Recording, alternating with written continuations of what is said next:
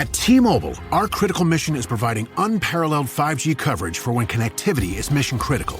Introducing T-Priority, America's best 5G network experience for first responders, even in times of congestion. More capacity, faster speeds, better coverage. T-Priority from T-Mobile, built for tomorrow's emergencies, ready today. Discover more at t-priority.com. For qualifying organizations on eligible rate plans, coverage not available in some areas and may be impacted by emergencies. Every Pokemon Episode Ever podcast is now on YouTube. Go on YouTube and search Every Pokemon Episode Ever podcast and click that subscribe button to never miss an episode.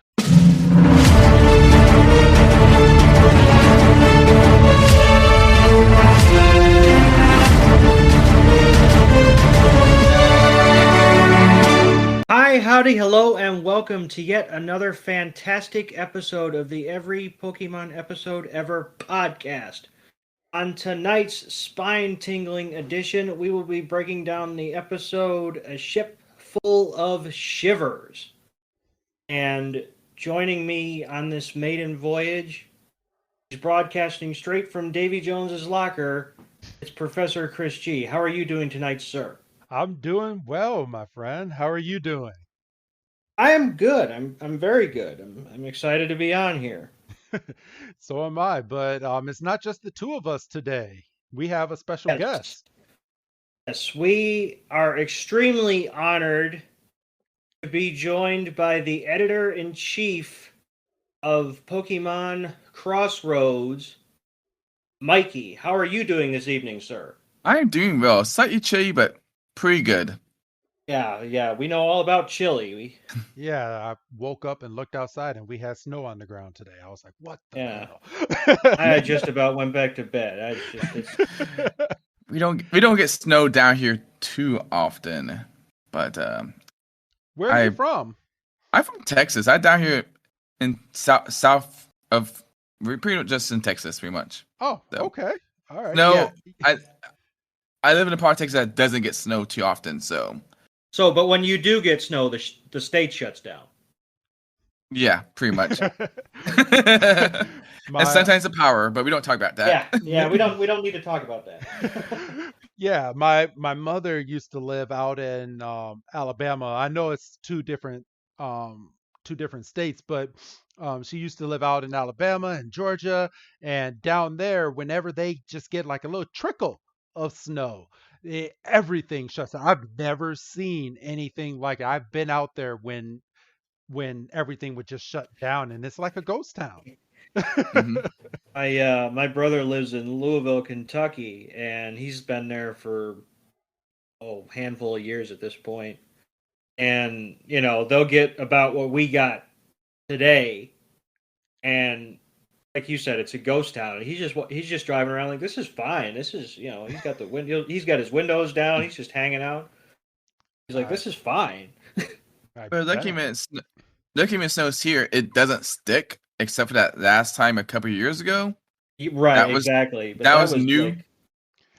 Yeah, I saw that all over. My wife showed me that on TikTok, and she was like, look at this. And I was like, oh, yeah, they're not built for snow. No, we're not built for snow at all. And that's why what happened. Yes. Because we don't know how to deal with snow. Yes. I'm currently trying to relocate to a southern state. So we will see how that goes. Yeah. So there you go. It's either extreme weather, like, if you get, snow in Texas, you're basically locked down in ice, or you're going right into hurricane season in Florida. So you're not exactly getting the best on your average. No, we've been lucky for the last few years with the hurricanes as well. So cross fingers, 2023 would be pretty good hurricanes as well. Hopefully, yeah, it's a coin flip most of the time. Knock on wood. Let's Mm-hmm. hope for the best. So, we said that you are a part of Pokemon Crossroads. I'm sure a lot of our listeners do know what that is, but for our audience that do not know what Pokemon Crossroads, would you like to open their eyes as to what you do? Yeah, Pokemon Crossroads is a fan site. We do the typical Pokemon news, but what makes it a slightly special is that we also like to focus on fan works, maybe podcasting, fan art, videos. We have a weekly video con where we just post like, "Hey, this is a cool video you may want to watch." Or if you know us from podcasting, we do it used to be bi-weekly, but I've been dealing with some life changes, so now every 3 weeks I post up a giant article that has all the Pokemon podcasts you may want to listen to or do listen to already, including this one.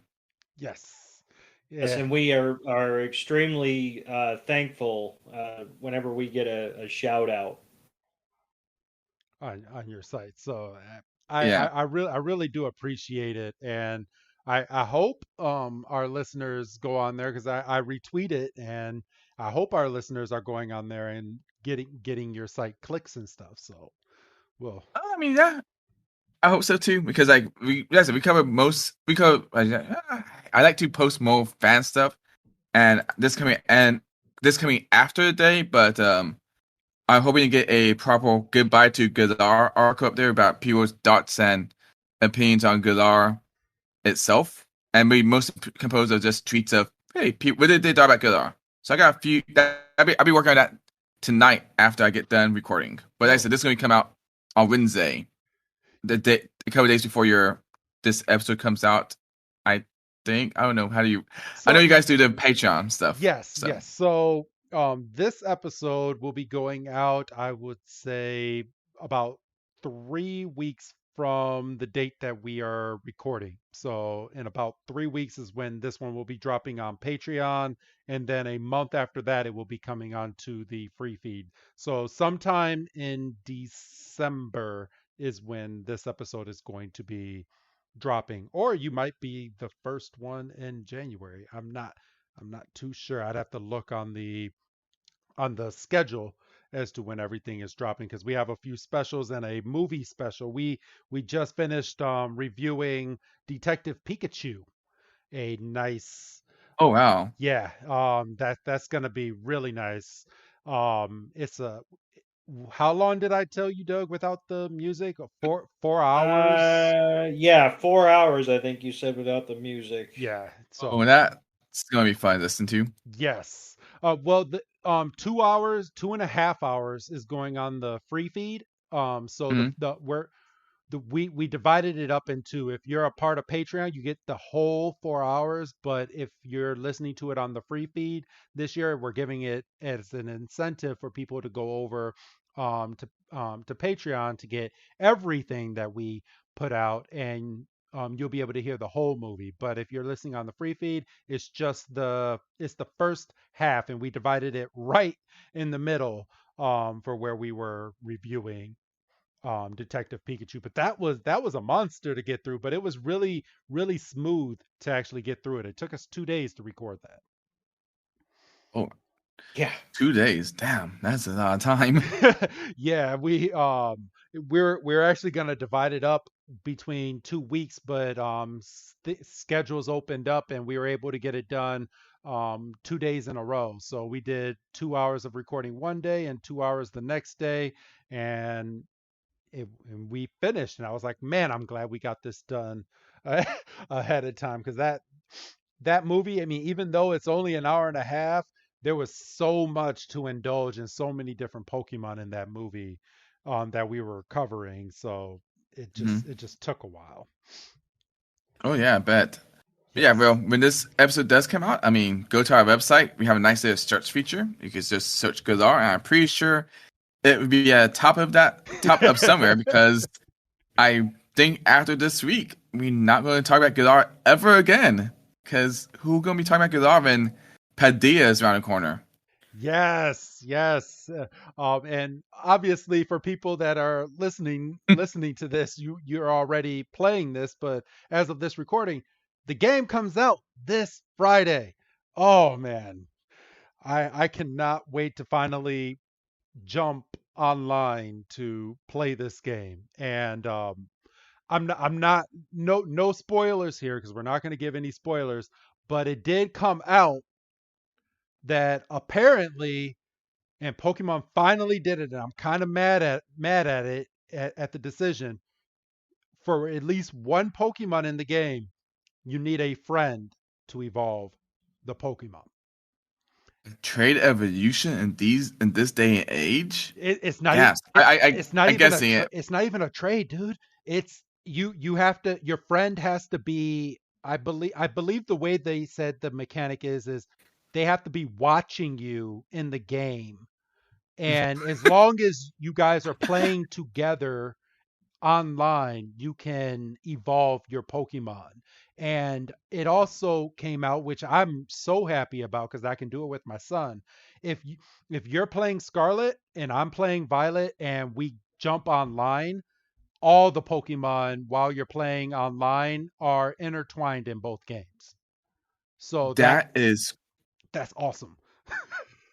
okay. I don't think that has officially came out yet, but that is really awesome. Then, Yes. so I Told don't you have. you were going to get yourself in trouble. No, no, no. No. Nah. This is nothing I've personally seen playing it. I actually came across that on a YouTube. I thought it was officially out. I came across it from Austin John Plays, who I like watching on YouTube, and Yeah. and he said that's a way that they kind of intertwined each other. I was like, oh, that is awesome. I can't wait to do it. Mm-hmm. So that's gonna be interesting.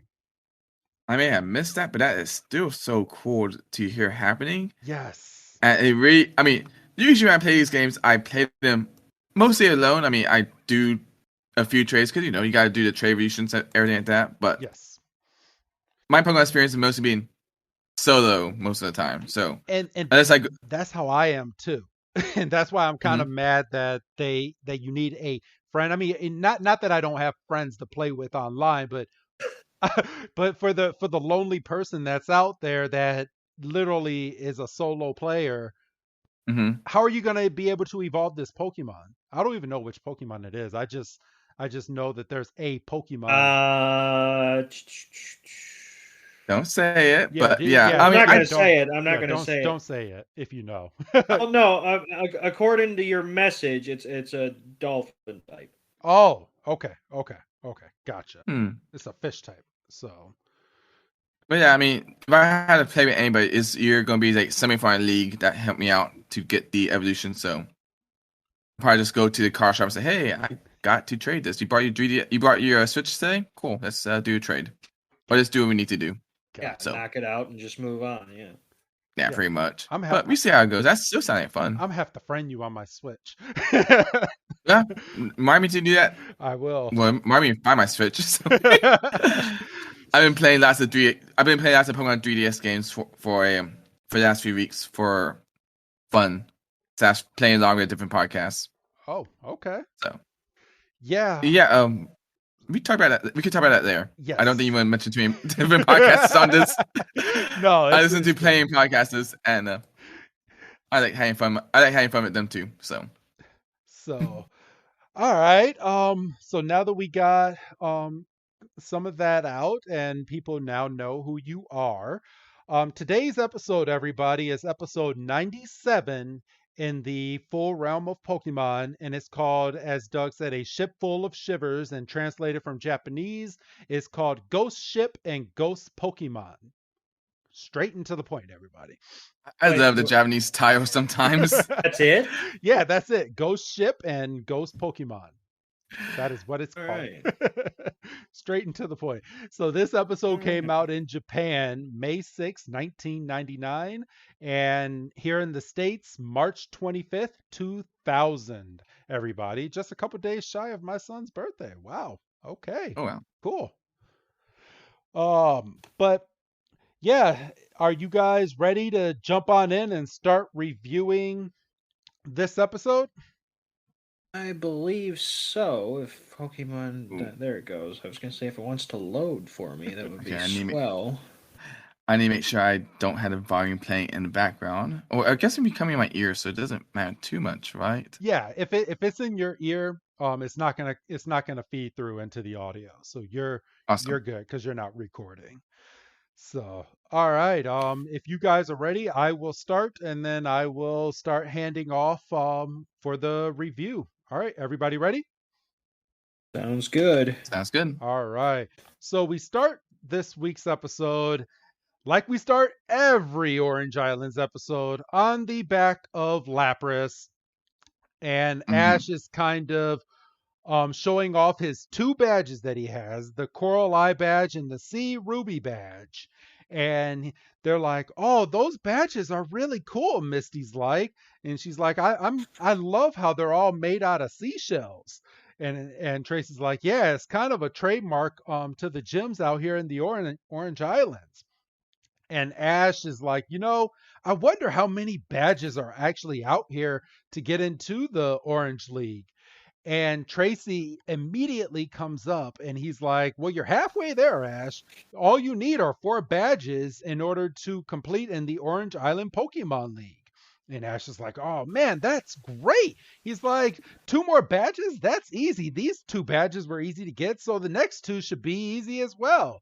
And that's when Tracy and Misty are both sitting here and they're like, "Well, Ash, I wouldn't count your eggs before they hatch. You have no idea what these next 2 gym leaders are going to be like. They might be a little tough." Doug, you wanna go on from here? And then Ash is like, "Well, that's all well and good, but I'm a tougher trainer than I used to be." Which, that's all well and good, but how many episodes have we just recently been through where he hasn't done Diddly. diddly of nothing?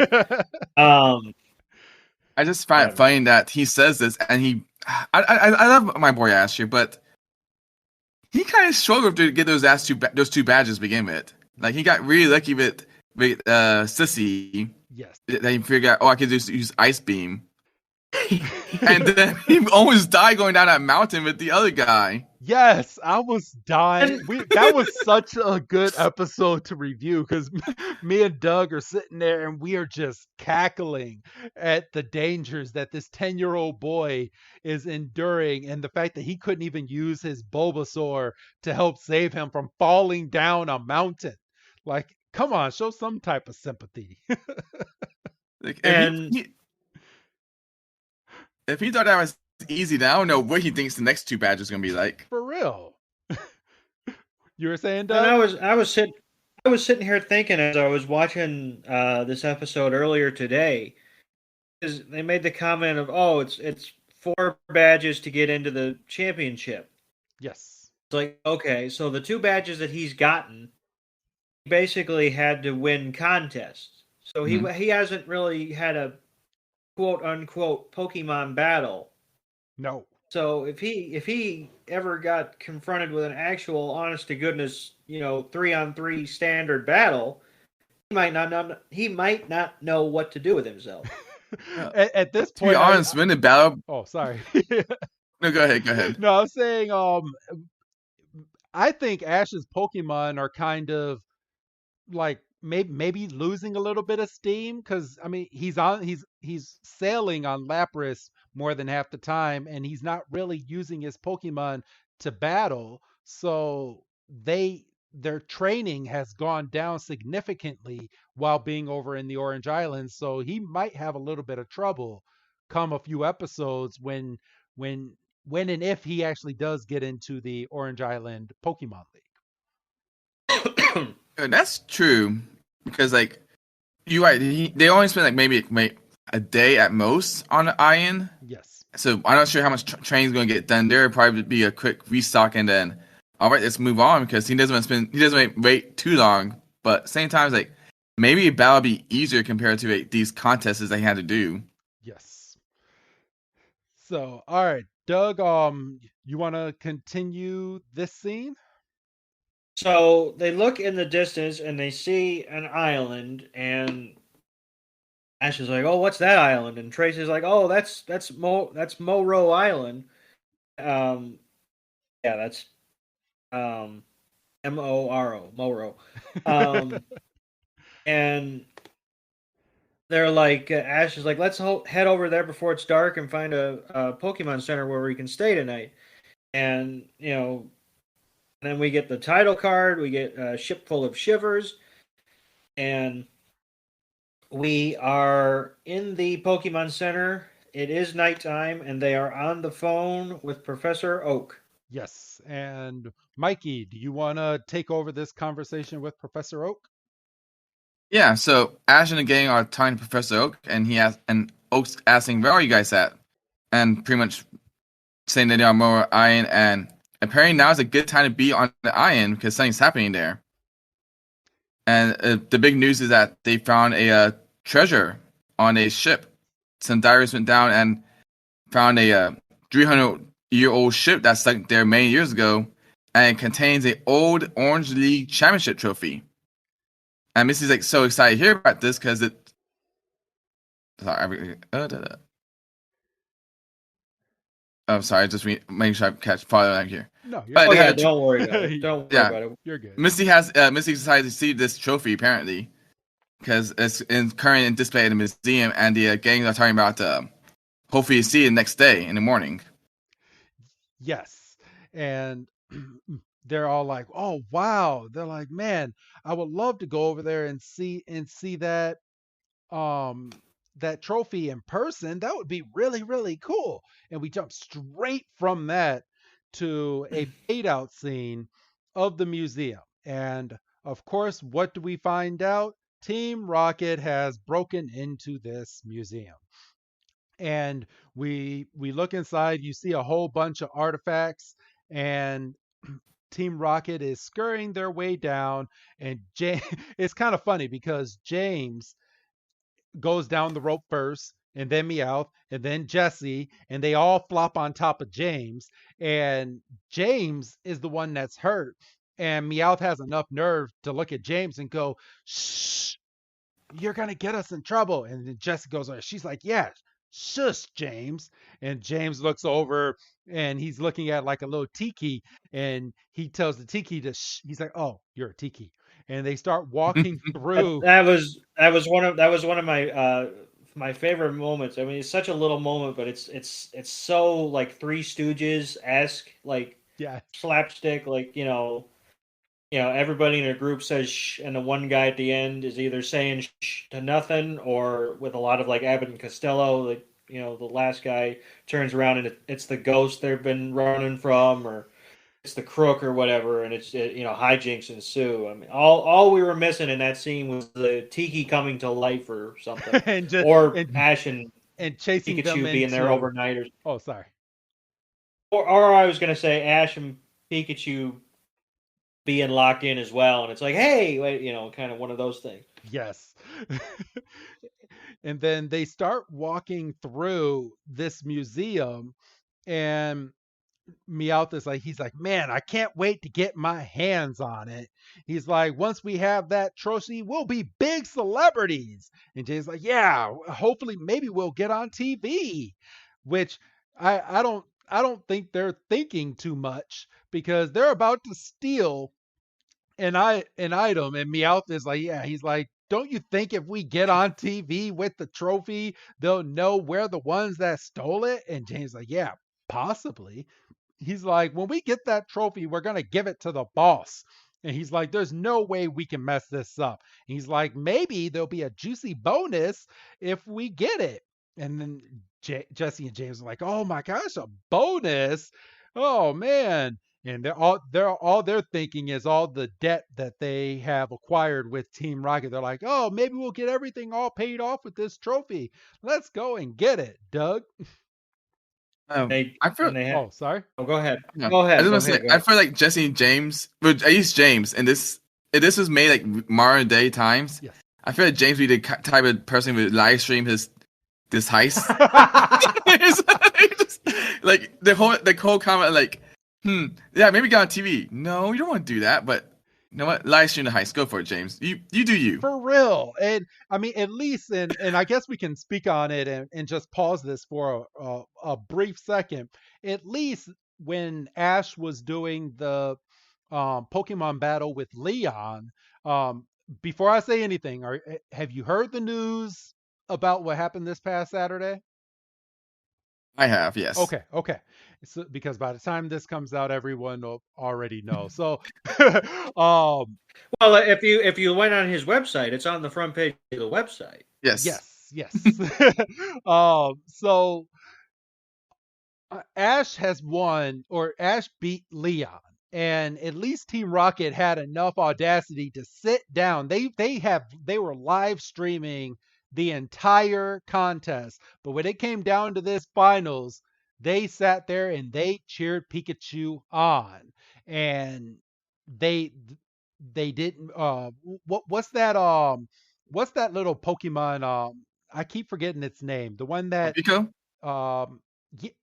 I think so. Morpeko, that's Yeah, the Moriko. hungry one. Yes, and how he even finally transformed back into its nice version and was able to catch the ending of this Pokemon battle. But how good of a moment that was that Ash won, and the way they put it together, that they came to blows, and then all of a sudden Pikachu's waking up in the hospital and doesn't know where he's at, and then they bring it back and show you what happened inside of that battle. That was such a good moment. Do you believe, Mikey, that Ash is getting ready to be written off of Pokemon, and this might be Go's run on his journey for Mew? I believe it until I see it. I've been hearing the same thing over and over again for the last 3 or 4 generations. Like, this is Ash's retirement year. This is his final season. They said the same thing after nothing happened. They said it after X and Y, nothing happened.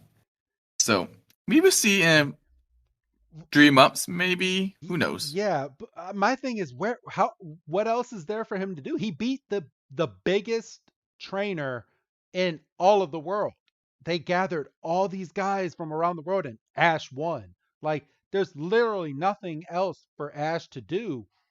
Is he a Pokemon master that? That's the question.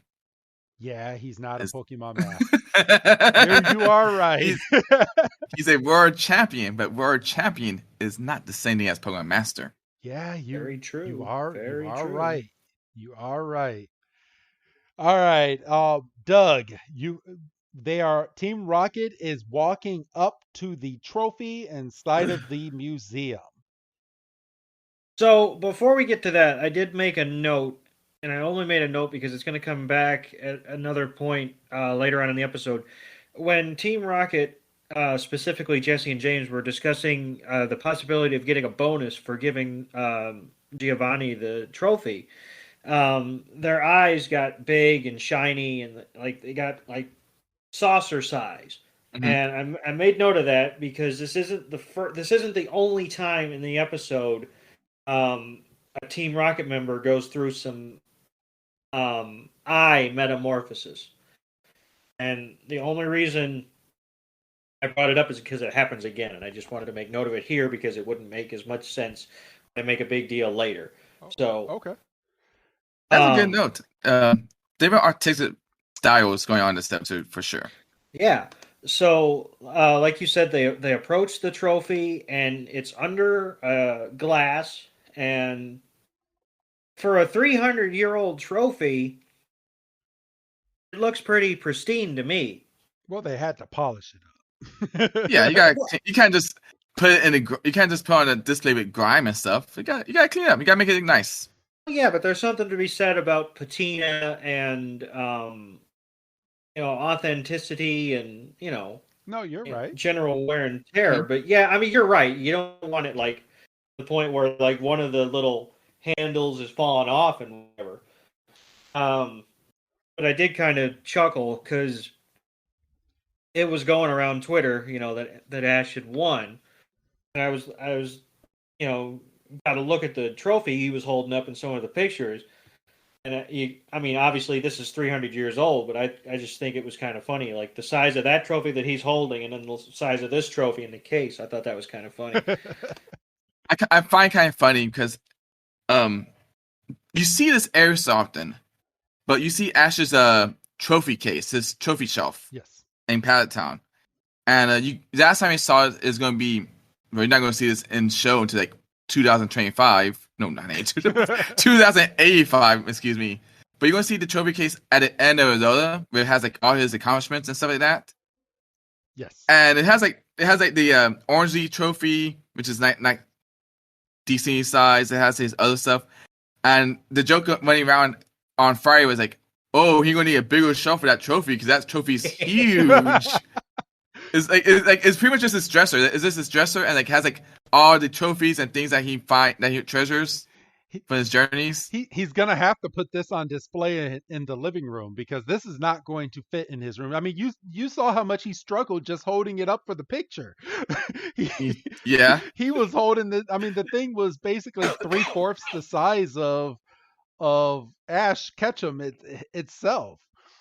So Think of the shipping cost. oh, Ash has money now. There's no doubt in my mind. They probably shipped that thing over for free. I just worry. I just could stay be in the living room, and Ash's mom just draws a shirt on there, like, oh, I'm gonna use this as a coat hanger now. It's like a treadmill. It just becomes a coat rack. So they see the trophy and they're like, it's bonus time, and like, all right, so what are we waiting for? And James was about to sacrifice himself. Meowth's like, hold up, there's usually security measures or something. There has to be. And they're like, so what do we do? And Meowth's like, oh, I got this. And he puts on infrared goggles. And as soon as he puts them on, he sees there's a grid of lasers all over the trophy. So I had a problem with that. James was about to set off all kinds of bells and whistles. Yes, and okay, and me just being a realist, and obviously, we're watching this years later. They probably didn't think that at the time. At the time this came out, DVDs were just now coming out, so they probably didn't think you would be able to just stop this and it'll be on a streaming site and all this. But going through this whole museum, how did they not set off any alarms at all just walking the general floor in this big museum? And then you look at this trophy and it has like 20 million lasers going each and every way, that so nobody can touch it. Pretty sure didn't even. Oh, go ahead. I'm sorry. I'm about to say, I'm pretty sure they put all the security measures around the new fancy thing that will most likely be stolen. All the other things, they just like, they're current. They're all the time. They're not valuable enough to be stolen. Yeah. Or who wants that? Who wants a plane from like the 1940s? True. This was before eBay and all of that. I mean, I guess. I mean, you're not wrong, but looking at this trophy stand, it's like, yeah, let's take all the lasers from everything else and put it on just this one item, and we're gonna zigzag it all the way across, and so we know if someone's going to steal this. Obviously not, because Team Rocket is the dumbest super villains in the world, and they were able to get this thing. But okay, so Doug, you want to finish this scene? So, they're like, oh, what do we do? And we cut, and they have rigged up a pulley system, and they have hooked James to a rope, and they are lowering him to the trophy. And I have it paused at just randomly. It wasn't a calculated thing. I was just pausing it. I have it paused at 4:37, and the look on James's face right now is like he would want to be anywhere else but hooked up to a rope, being lowered down by Jesse. And he's talking. Please don't drop me, and go slow. And Meowth's big piece of advice is just make sure that if you fall, you don't hurt the trophy, and which is fair. And basically, they're dropping James down, and he's like, this is like straight out of Mission Impossible, and he's being dropped down in like the one soft spot in the laser grid, and he's got his hands on the case, and he lifts it, and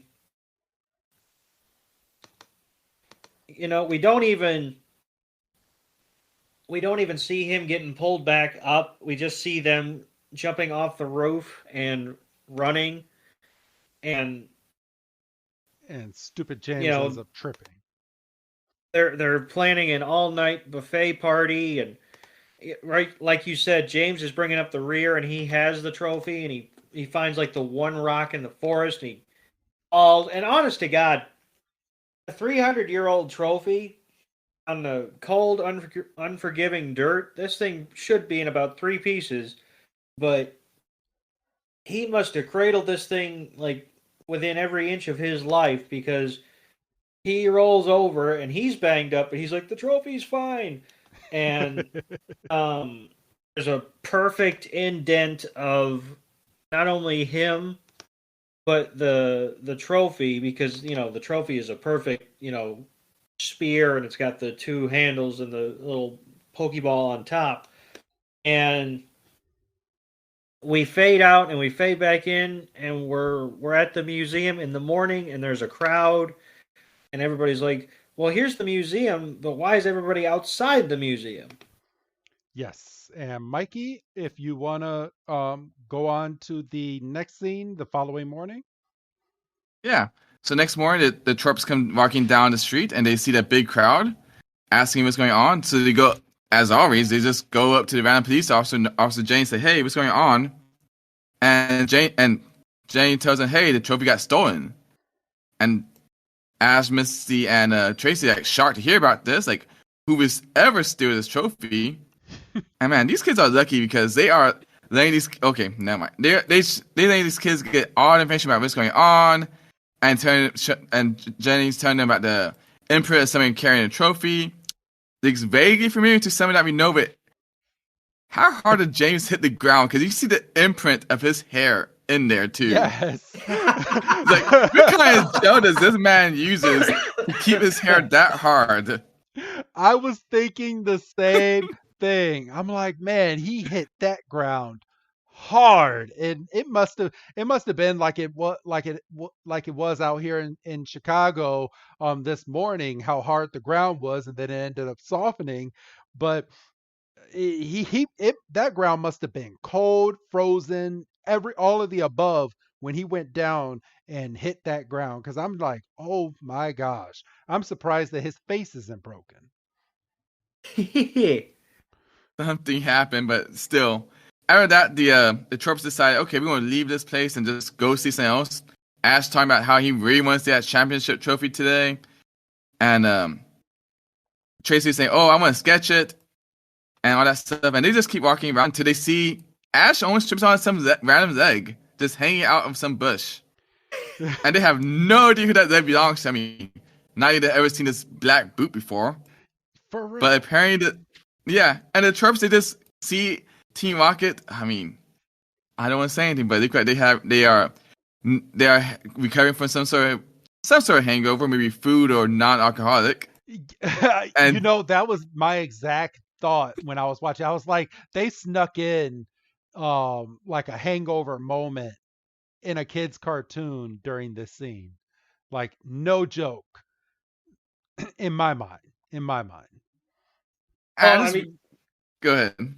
They did say, "Oh, we're gonna shut down a buffet tonight," basically. So I think you could imply that there might have been a few alcoholic beverages. Yes.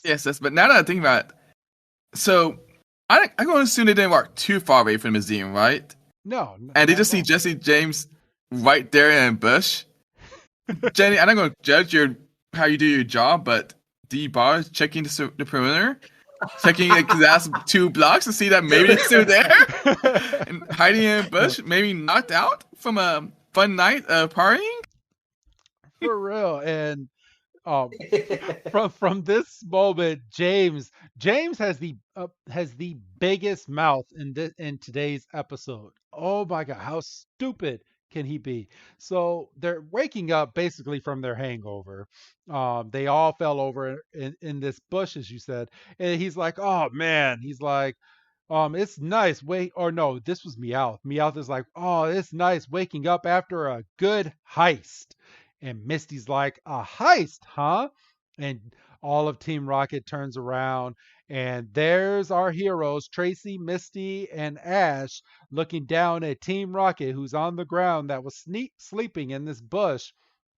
And Meowth officially goes, he's like, we don't know anything about any championship trophies. And James is like, and if we did steal one, it wouldn't be in this package. And Jessie, full blown, and she's like, oh, they'll never think we took this trophy now. And Missy's like, yeah, I should have known that it was you guys that stole the trophy. Go ahead and give this trophy back.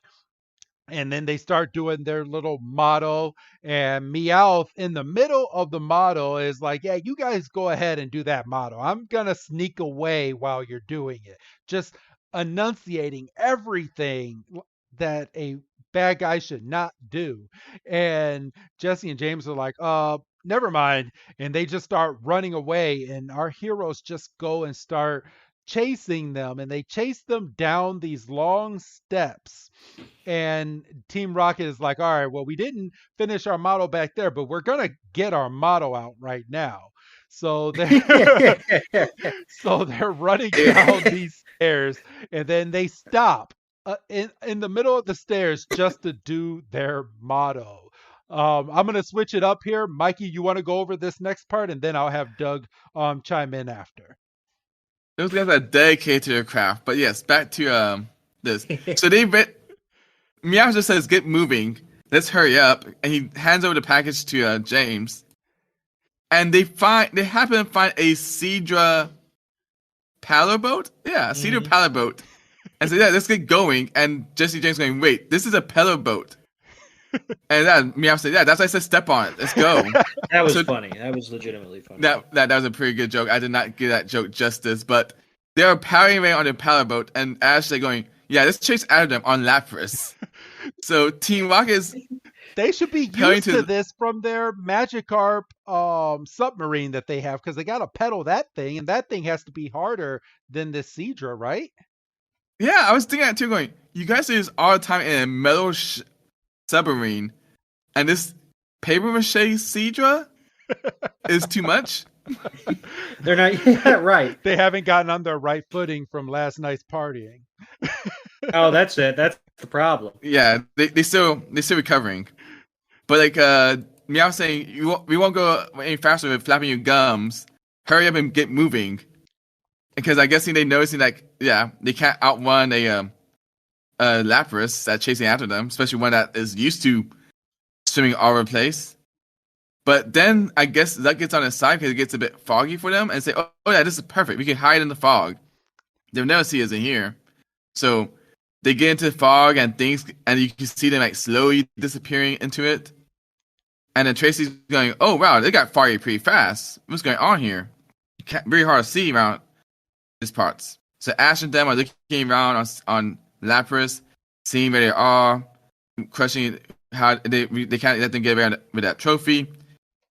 And we pan back to Jesse and James and Meowth on a little Cedra paddle boat, and they stop right in front of a ship that looks slightly spooky, slightly abandoned, maybe one I see in a certain movie on the Caribbean. Yes. And they said, "Know what? This is gonna be a great place to hide on, since nobody would ever look in this ship here, right? That appears out of nowhere."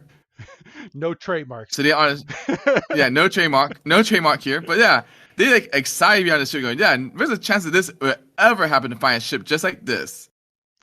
All right. Like any other ships any ships you see like this are just old Honda ships, says James, and then he realizes, oh shoot, we are dead. And this is where we get those eyes again that you were talking about, Doug. And I'm gonna have you take it over from right here. Yes, James gets an opportunity to pull, as I termed in my notes, ditto eyes.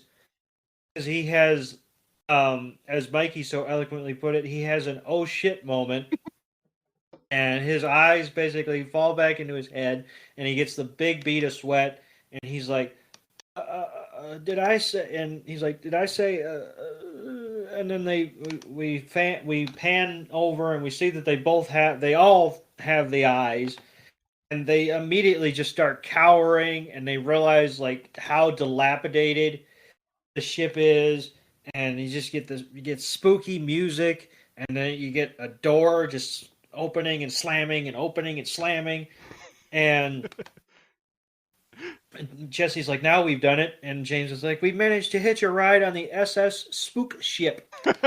Throwback. And very, very throwback. And we pan up, and over their shoulder we see an apparition start to come into form, and they're like, oh my god, it's a ghost, and they run. And of course, with the ship being as old as it is and as worn in and as broken as it is, they just fall right through the the hull of the ship. And we're left to focus on the ghost, and then we pan back to the twerps, and Twerps? We're calling them see, twerps? Mikey said it, and I liked it. I mean, it's a valid name for the group. Yes. It's clearly have been used before by other respectable people in this universe and series. Why not use it sometimes? It's because sometimes Ash and them are twerps. They are.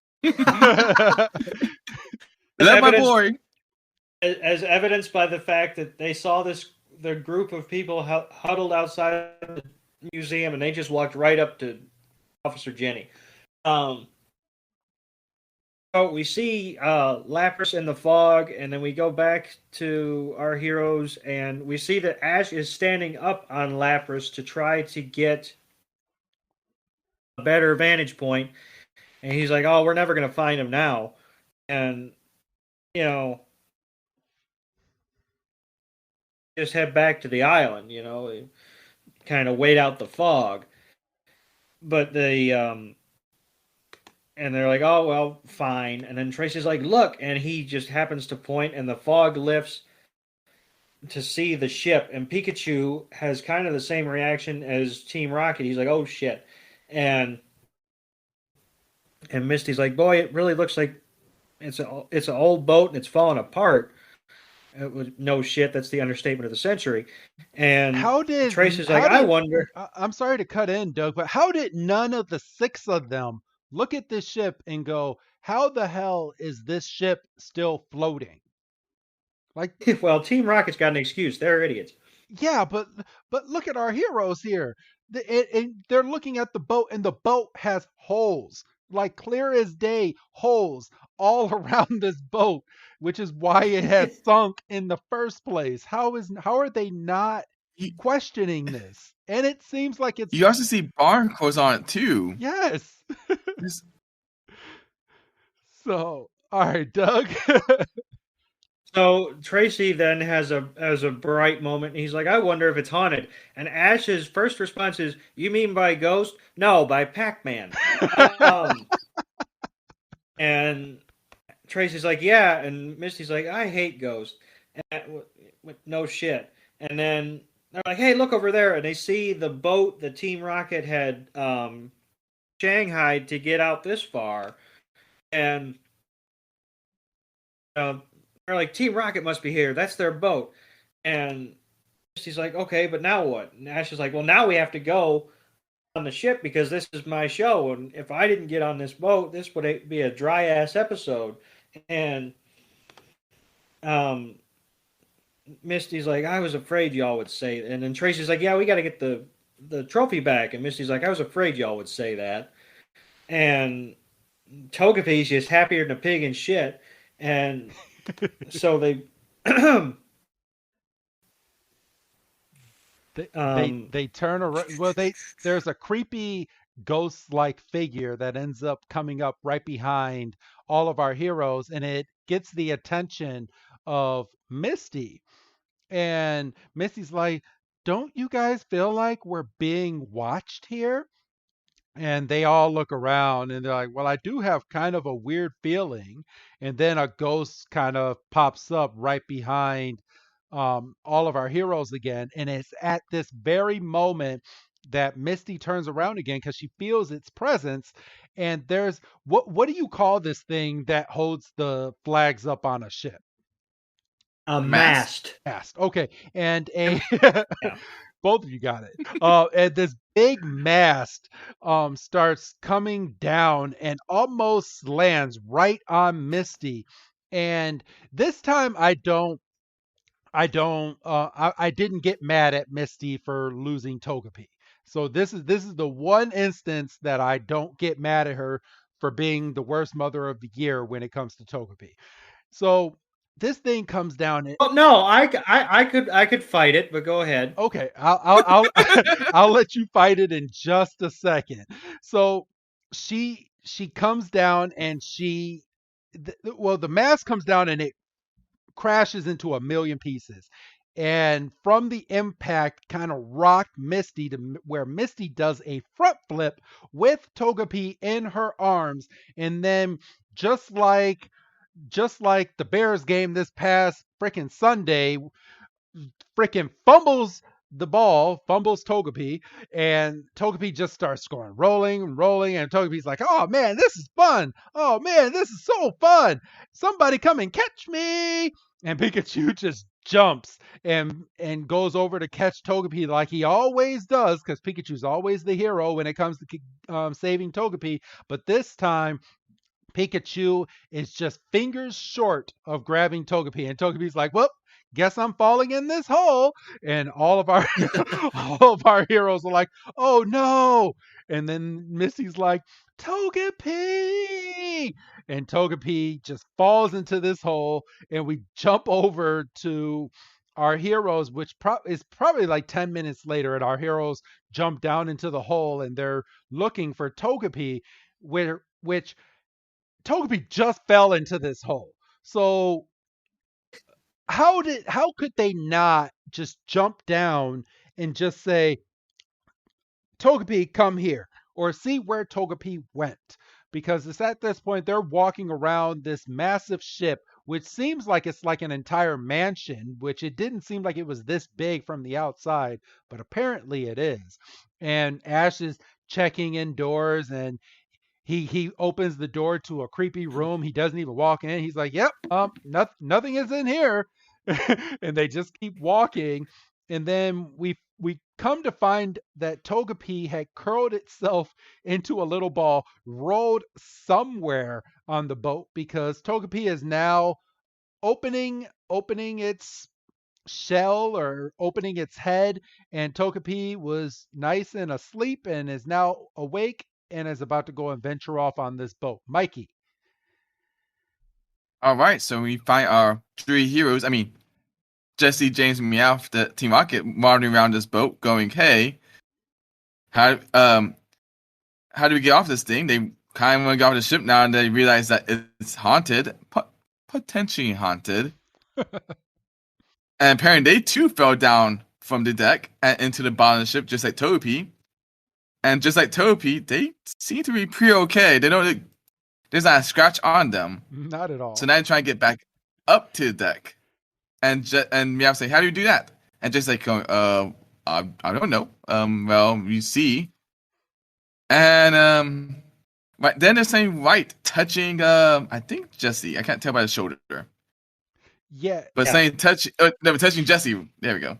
Well, it was touching Jesse on the shoulder, and Jesse got just mad. She's like, "Stop touching my shoulder." Yes, and then she takes a hammer out of hammer space and just smacks James across the face, and James like, "I didn't do that." And then You get the hammer for hammer space, duh. That's where you get it. But then they turn. Then they see Jesse sees something behind her, and she said, "What is that?" And then it ends up being ghosts, and they spooked them out there. And they try running again, and they see other ghosts, and Meow makes this great comment saying, "Oh no, they ain't stereo," because it's two ghosts, and I don't think any kids these days would know what stereo means. Yeah, for real. No, probably not. Joke aged well. No. But yeah, this ghost is chasing after them, and one of them takes a grab for James. It got him by the throat. And he's trying to run, and Meowth and Jesse grabs James to try to rescue him. And there's a tug of war between both, and James is slowly choking on the box that he has around his neck. And then one of the ghosts licks Jesse and Meowth. So So now just James by himself. it's either a floating Lickitung or it's an actual ghost Pokemon. It could be both. It could be a ghost Lickitung. Yeah, it could. Yeah, there you go. It could be a ghost Lickitung. There you go. Best of both worlds. But at this point, James gives up, and like the ghosts take the box and fly off with it. Yes. Of flow away, and Meow's like, "That's our trophy!" before falling down to the ground. All right, and then sorry. You want me to keep going, or Oh, we yeah. got? Oh, you got, no, continue. Yeah, continue. Yeah, so we go back to Togepi, and Togepi going, "Hey, what's going on?" And then we see the ghost come through the open door with the box that has a trophy in it, and Togepi's like, "Hey, ghost, my life is in danger, and these ghosts could potentially kill me, so this must be fun." So Togepi's like going, hey ghost, come here." And it's from this moment that we jump to the next scene, and Tracy sends out Mero to start using its ears to try to hear for Togepi, just like Mero did in the Crystal Onyx episode that we just recently did. Doug, you want to go over this part of the scene? And so, Mero kind of sits there for a second and focuses and is onto something and takes off. And, obviously Tracy and everybody follows. And they go in a door and they poke their head in and they see a giant growing shadow. And Misty just immediately starts freaking out, "It's a ghost!" And, she just, "Oh my God!" Then, we look and we see that big, gigantic shadow that's casting against the wall is nothing but little old happier than a clam Togepi. And Misty's like, "Oh my God, that was Togepi's shadow. I'm just an idiot." And they're like, "Oh, that's not so scary." And then they run over and everybody's happy and they're reunited. And then, from Togepi's vantage point, you just see a ghost come in front. And Misty's like, "Ah!" And the two ghosts are doing like a do-si-do around Togepi, and Ash is freaking out. "Oh my God, Togepi found two ghosts!" And Misty then goes into like Mama Bear mode, and she's like, "You better leave Togepi alone." And she throws out her Staryu, and the points on Staryu take the sheets off of the ghosts in quotation marks, but then they turn out to be actual ghost Pokemon in Ghastly and Hunter. And Ash is an idiot. Yes. Because what is his first reaction? He takes out his Pokédex, and we get the entries for Ghastly and Hunter, even though he spent 3 episodes? Yes, with Sabrina, but apparently he's not supposed to remember that. No, because he's an idiot. He's doing it for Tracy. Tracy did not know what they are. No, Tracy knew, because Tracy knows everything. he just want to make sure that Tracy knew. Okay, he wasn't sure. He's like, "You're a Pokemon watcher. Remember these Pokemon." You're a watcher, but you can't see ghosts, so I have to help you. He only has eyes for Officer Jenny and Nurse Joy. There you go. Yep, exactly. He's like Brock with a pencil. I'm not going to go through the entries because we've probably heard them before. But we do get an interesting little feature that I don't think we'd seen before in a Pokédex, because Ashley and Hunter were essentially floating next to each other. Ash just kind of moved the Pokédex over from Ghastly to Hunter, and instead of reloading, it just kind of shifted from Ghastly's reading to Hunter's reading, which I think is the first time we've seen that. Pokédex 2.0. Right. He got the upgrade. And he got he I think it was required when he got out of the Orange Island. So Ash's first instinct is, "Oh, strange Pokemon, battle." So he throws out Bulbasaur to use Vine Whip, which, are we just I mean, what are we doing here? And we pan down to see that Ghastly and Hunter are more concerned with keeping Togepi Happy. entertained than they are in any kind of battle. And Bulbasaur kind of lands, and he's got kind of a guh look on his face. And Misty's like, "They're not trying to scare Togepi." And Ghastly's like doing a roll around the floor, and Ash is still trying to be tough. He's like, "What do you think you're doing?" And Hunter's playing peekaboo, and Togepi's eating it all up, and Ghastly and Hunter are basically just babysitting, and they're like, "I wonder what Ghastly and Hunter are doing on a ship like this," and they're like, "Oh well, they're ghosts. Maybe they're just into spooky places," and that's when they look over and they see that the trophy is just sitting on a counter. Yes. And they're like, "Oh my god, it's the trophy!" And they're like, "Oh, we And gotta get it." as soon as they make a move, Ghastly and Hunter are like, "Nope." And from there, Jesse and James bust through another door. So how many doors are inside of this room? But they bust The through. big ship. Yeah, well, apparently. And they bust through the second door, and they're like, "Oh, there's the trophy." And they look over and they're like, "Man, we put a lot of work into stealing that thing. Give it back to us." And they're like, "Well, we're not going to go out without a fight." So James sends out Victory Bell.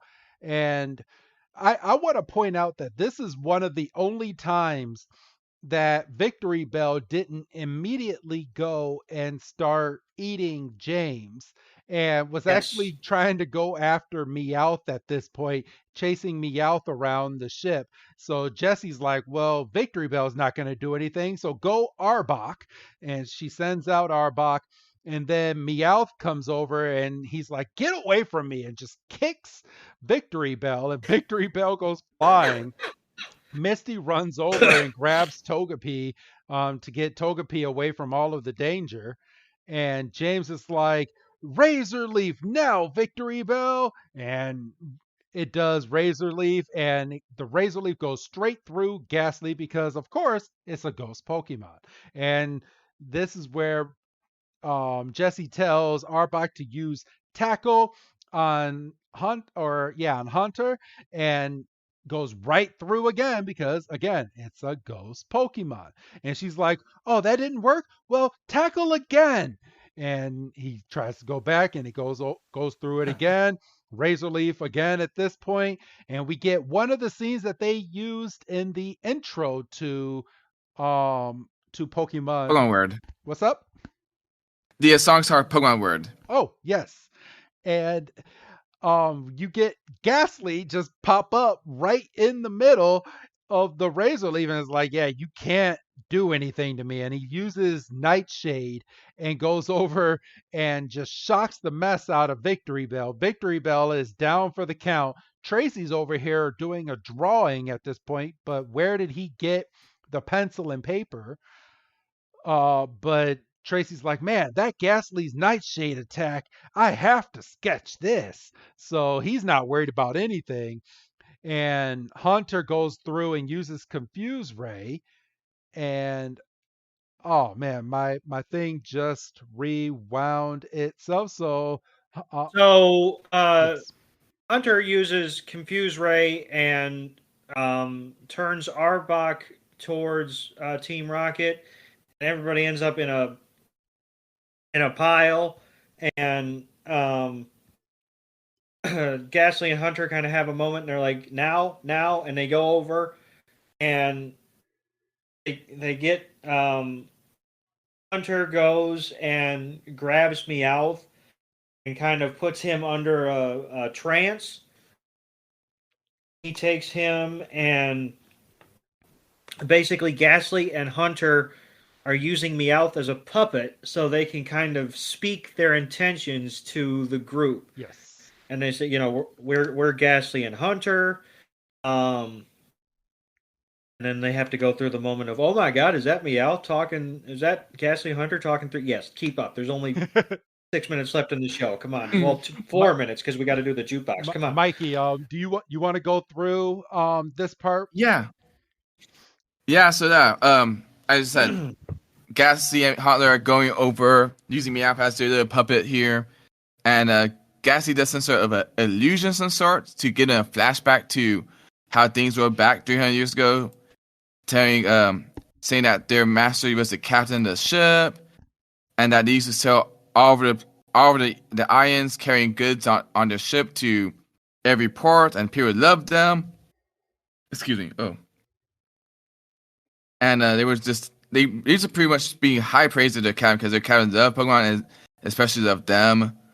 And one night they were caught in a terrible storm, and the storm was rocking the ship back and forth and basically sunk the ship to the bottom of the sea.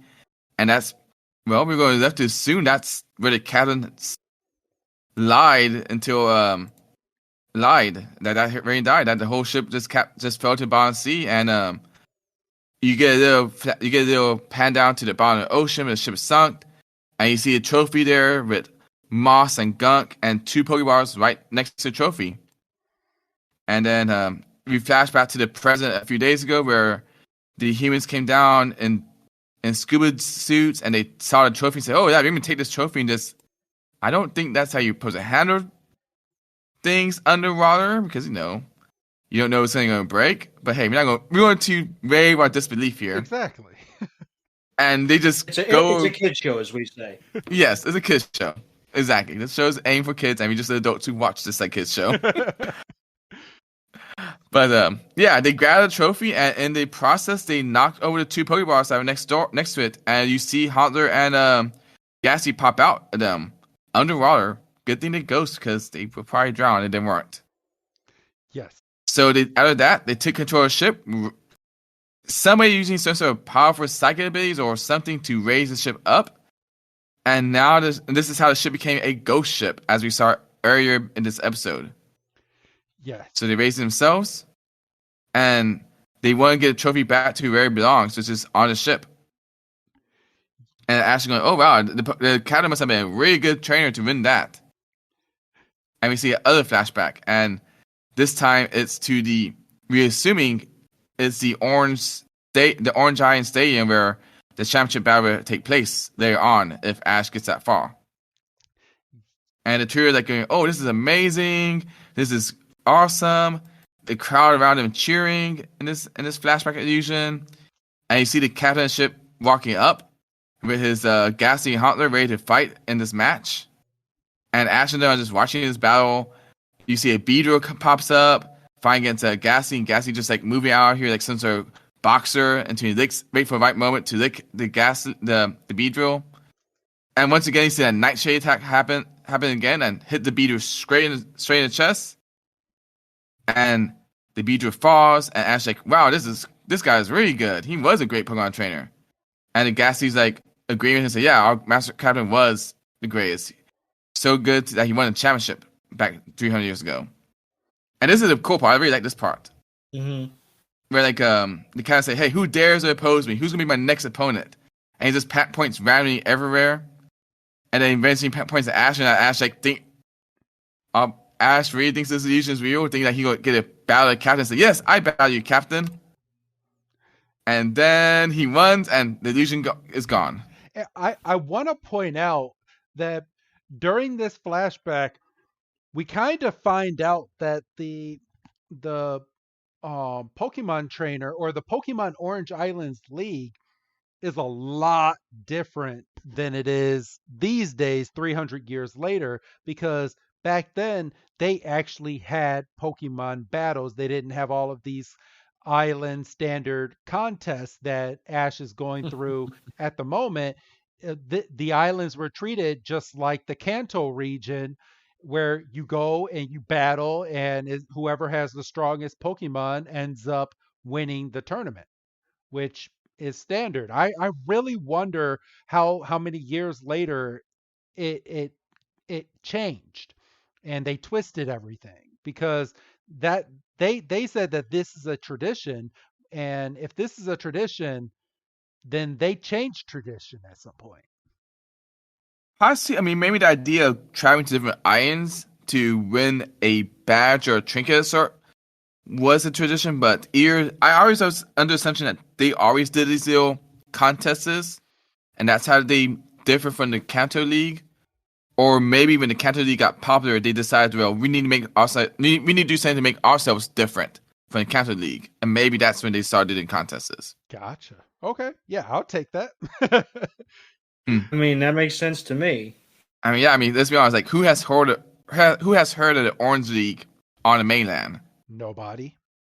Yeah, so Which is why it never gets brought up anymore. And I mean, I know the background of the Orange Islands. We'll finish the episode just a second, but the whole crux of creating the Orange Islands was Pokemon had no idea that Pokemon was going to be as big as it was. And this Orange Islands was right in the middle of Pokemon Yellow and Gold and Silver coming out. So they had nowhere to go, and without exploiting all of their brand new Pokemon that they were fixating on for Gold and Silver, they were just like, okay, we need something for Ash to do for these next couple months. So they said, okay, so we'll have him go to an island that's not in the video game and have him get the shortest amount of badges, only 4 badges, to become a champion in the Orange Islands before he goes over to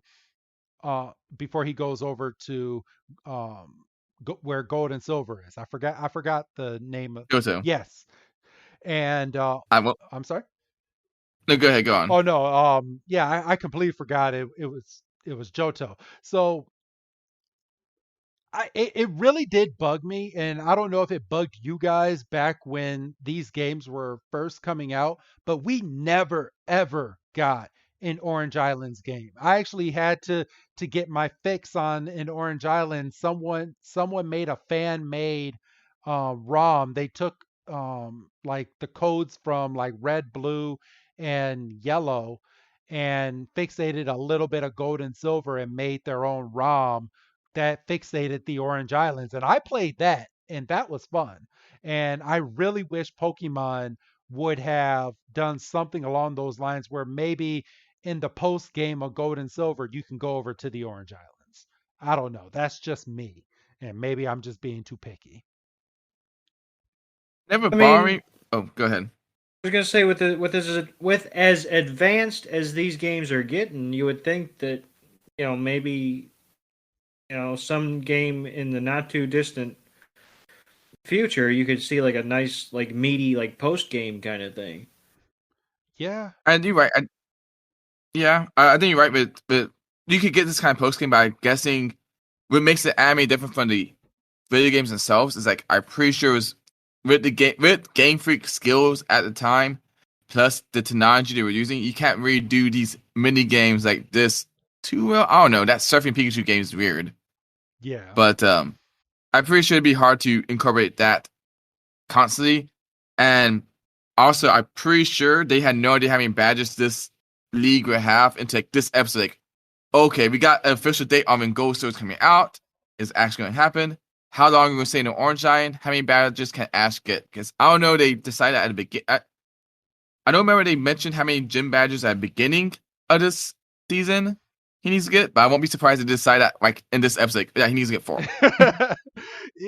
That's what I was thinking when I was watching this, and Tracy was like, "Oh, you're halfway there." I'm like, "Wait a minute, whoa, hold up." I thought he got a little bit more than 4, but yeah, now it's refreshing back in my mind. I'm like, okay, so he did only get 4 to go over to the Pokemon League, and this was basically a mini season because you don't get many episodes in the Orange Islands. It's just okay, we need something for Ash to do right now while we're making these big episodes in the Johto, and we're about to have all these brand new Pokemon. Okay, maybe we can take 1 or 2 of these Pokemon from Johto, like Togepi and Meryl, and put it over here. Because I remember do you remember back in the day, Mikey, um, what Mero's nickname was before we found out that Mero's name was Mero? Do you remember It was this? Pika Blue. Peekaboo. It was Pika Blue. Yes. And everybody wanted to get it. And I remember getting a version of Peekaboo in the missing no thing, and it completely crashed my red and blue version. Gosh, I was so mad at that. But people putting all these codes for missing no for the red and blue version, they're like, oh, you can get all these Pokemon, but they're going to be kind of distorted. And yeah, you're basically corrupting your file. But Oh wow. oh, Sorry, just like oh, I'm sorry. What were you saying? yeah, I was just looking at the episode count for Orange Giants, but yeah, it's only 36 episodes. If you were doing, or I mean, the Orange Giants as a kid, you felt longer Hmm. than it is, but it's only 36 episodes. So assuming that you do 4 episodes a month, that this season only lasted 9 months in Japan. Yeah, it did. So they really were trying to start for time for the for gold and silver, Yeah, I'm and that's just looking at that right now. Like we're really towards the end. We're on 97, and there's 100 and this season ends at episode 118. So we hmm we literally only have just a few more episodes, and we're done with this. That's crazy. yeah. It is kind of nuts. hmm So wow, that's interesting. That's assuming that they don't. Let me see. I mean, I don't know. You want me to say this right now, but yeah, this season ends in October. No, October 1999 Yep. for Japan. In So October that sounds. 2000 here in the States. And then we hmm literally jump. Oh my goodness. Well, I it, according to this, we literally ended the Orange Islands and started Johto the exact same day. Yeah. That's Right. nuts. Yeah, I remember that now that you're saying that. So Wow. that's crazy. All right, everybody.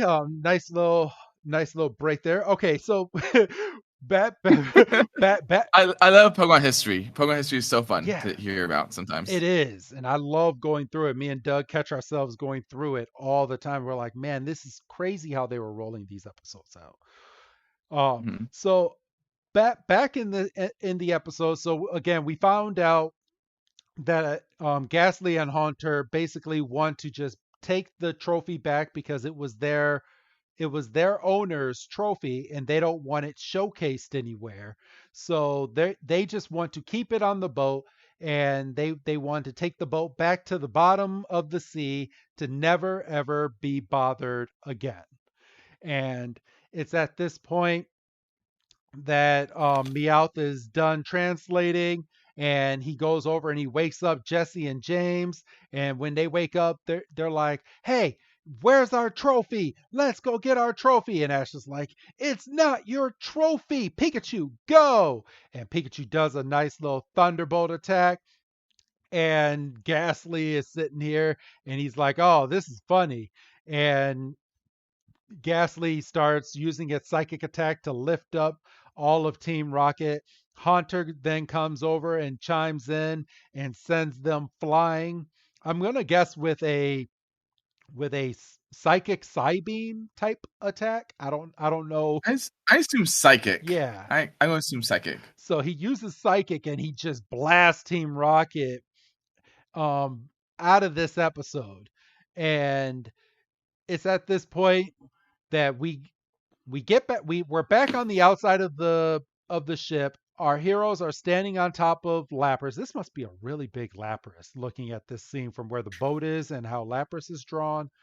And Ghastly and Haunter are now taking the boat, and they are flying the boat away to another location to never ever be bothered again.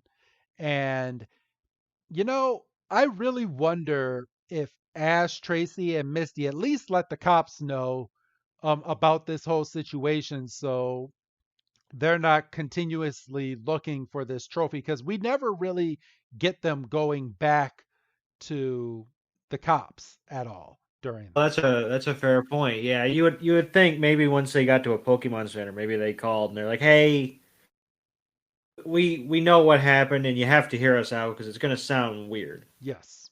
See, that makes sense. But did they went back to the island they came from, or are they lost in the middle of the ocean and have no idea where they're at?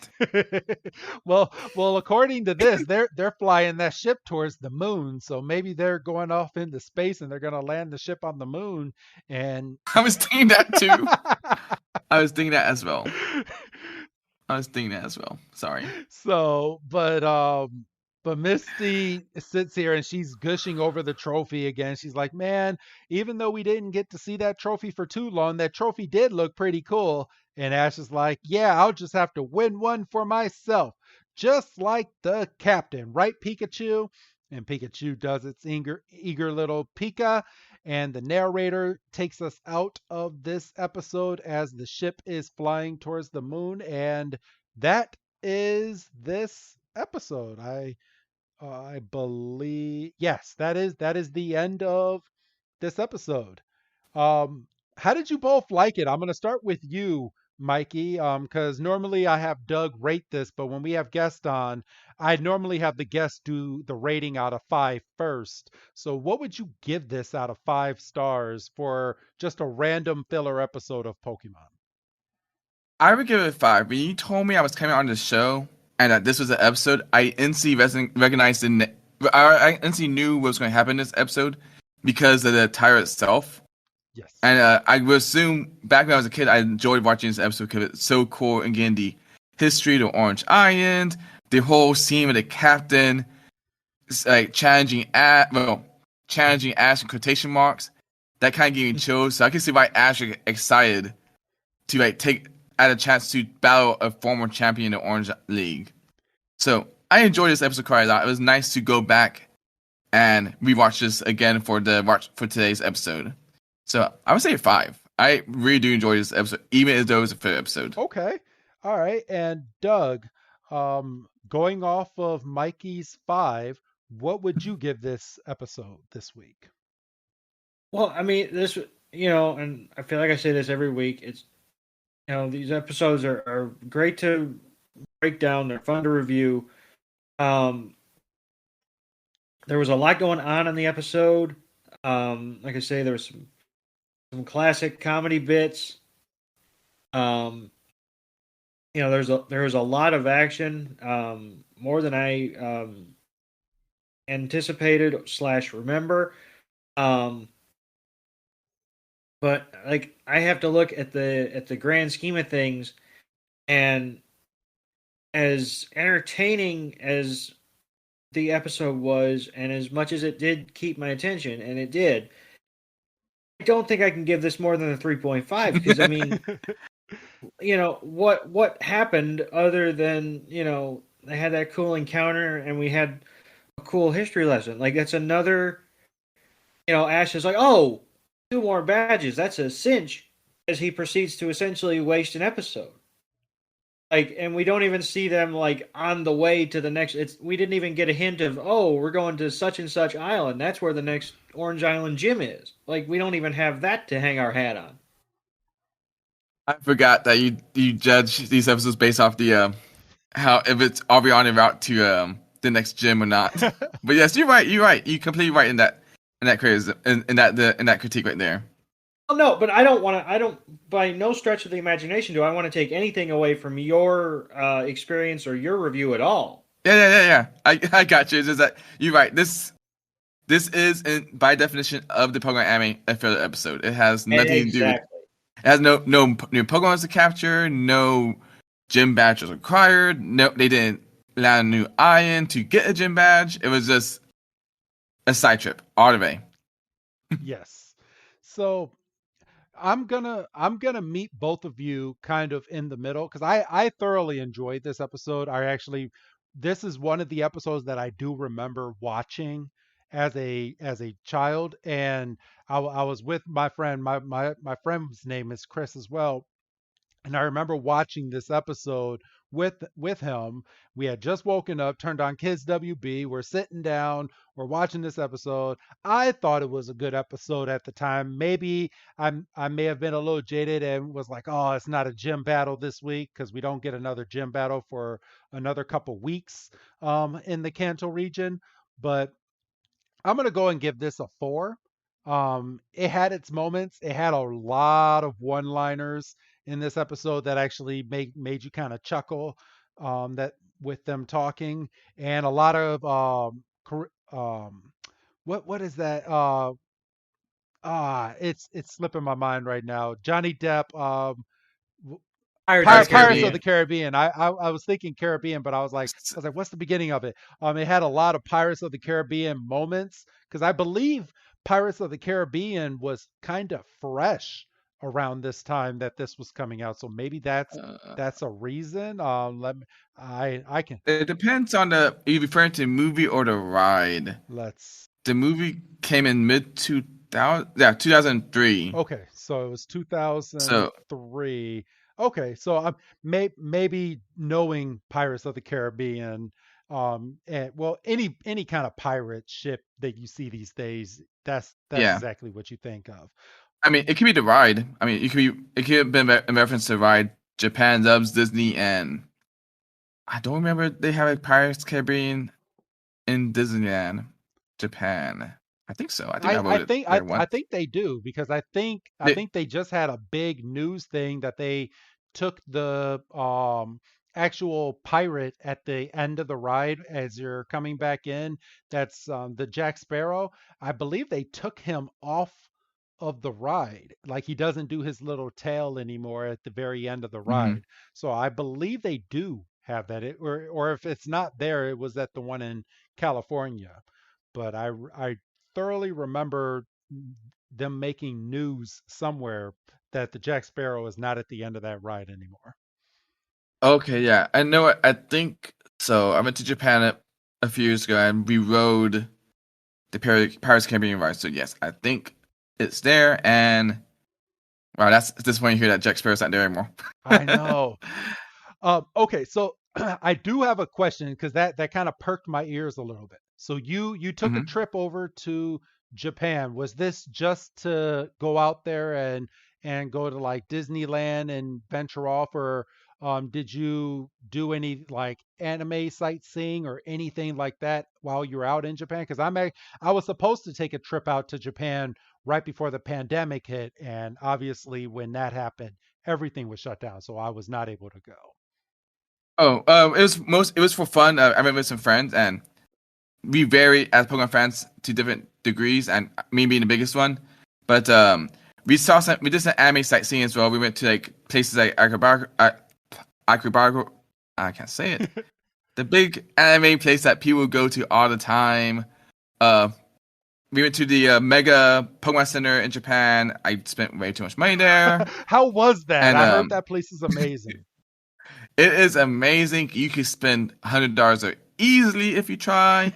Um, we saw so many. We did the typical sightseeing things, like seeing the shrines, things like that. But we also set some time aside to do some anime stuff. I went to the One Piece Museum in Tokyo Tower as well. Besides Pokemon fan, I also a big One Piece fan as well. So Oh, nice. I got to scratch both itches there. Okay, So that's nice. My it. son is into One Piece. He's into One Piece, and he just got into Naruto. So he had me show him where he's able to watch all the Naruto, and he's just flying through those episodes. Yeah, but yeah, I can tell right now from Japan, from the 2 weeks I spent there, Pokemon and One Piece were the biggest things, and they probably still are the majority you see there. And then like the rest is like various other animes that they have going on there, along with just regular Japanese things to see along the way too. So Okay. yes, if you could go back, if you could go to Japan anytime soon, go. Heck, you probably want to go like next year. When next year be tough, but you do next year if you try hard enough. Yeah, I'm planning on it. I have to start talking because I was going out with a friend myself. My wife didn't want to go to Japan. She knows how big of a nerd I am. So it was going to be me and one of my friends going out to Japan, and I think now She's kind of on the fence, so I got to talk to her about whether she's going or not. But I definitely that is on my list. If you want my recommendation, I would try to sneak to Japan sometime mid-August next year. Mid-August. If you can do it. Okay. Yes. The Pokemon World Tournament is in Japan next year. In Yokohama. Are you serious? Okay. Yes. And we have no date for that, but if you do 2 weeks in the middle of Japan, if you recall how London was this year for the World for our championships, I can only imagine it's gonna be 100 times better in Japan than London. Oh yeah. Yes. Because this is where it originated. Okay, I'm stoked. Mm-hmm. Okay, so I think that's going to be my trip. Okay, you help me out there. I would suggest we went to 3 different cities. I would recommend spending like a week in Tokyo and then spend like 2-3 days in the other cities before going back home. Okay, that's my recommendation. If anybody else want travel plans for me, you can find me at my social medias. They are on at the end of this episode. Yes, we will make sure to link everything in the description of this episode. Whether it's a link to the website, your social, whatever you want to provide. So yeah, we will definitely make sure we try to do that whenever we have a guest, because that's how they find you. Now, with you saying that, here's your moment. I'm gonna hand the mic on over to you, Mikey. How can our fans find you online? They can find me online at PokemonCrossroads.com. That is the URL for our site, Pokemon Crossroads. If you want fun tidbits in less than how many characters? I forgot. 280 characters. You can find me at Pokemon Crossroads, PKMN Crossroads. I like to think I entertain enough to do a follow. I treat pretty much all Pokemon things there. Maybe a joke. Maybe what I'm doing related to Pokemon at the time. Currently, when it comes out. Currently, at this time, I am playing Ultra Moon and Sun version, and I'm doing weekly updates on that. Okay. If you want to find me personally as Mikey, I do have a personal Twitter account that is sometimes Pokemon, sometimes One Piece, sometimes various musings of non-political and political ideals and ideas. You can find me at Mikey Zard, Mikey Zard as in Charizard. All right. So that's my personal one there. All right, cool. And I want to personally thank you for taking time out of your day and coming and doing this fun episode of Pokemon with us, Mikey. I really appreciate it. Mm-hmm. No problem. Glad to be here. All right, Doug, do you have anything that you would like to add before we are signing off this week? No, just, obviously we appreciate, your time. We appreciate anybody's time that comes on and chops up an episode with us. And it's always, fantastic to get different perspectives and,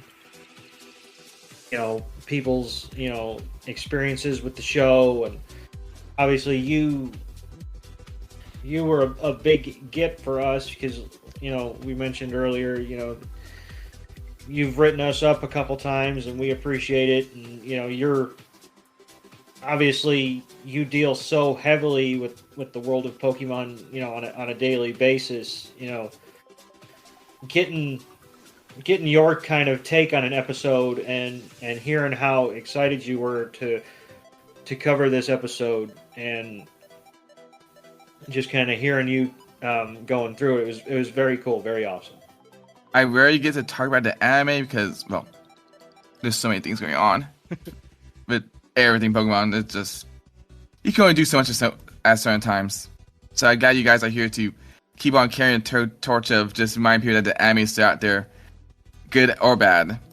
Yes. Times. Good or bad. And there are quite a bit of bad that we try to turn around into good just for the podcast to make it entertaining. So, all right. But yeah, thank you again for coming on. Doug, I'm going to have you get ready to sign us out. But first, Mikey, go ahead and say goodbye to our fans for this week. Goodbye, art fans. And This week. and Doug, go ahead and give us your own goodbye, Doug. Goodbye, Doug. And this is Professor Chris G telling all of you, don't miss this upcoming Wednesday's episode of the manga series. And also, don't miss next week's episode of Pokemon. It will be a fun one that we go over. And I will see you next week. Have a good night, everybody.